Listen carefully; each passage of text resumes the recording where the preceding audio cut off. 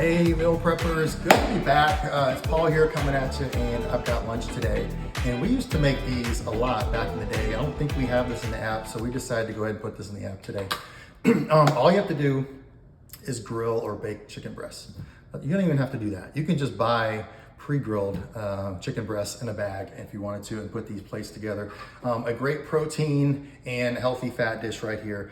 It is just a chicken box, so kind of what we call it. I've got grilled chicken breast right here. We used garlic powder, paprika, salt and pepper, let it sit for a while, and I threw it on the grill.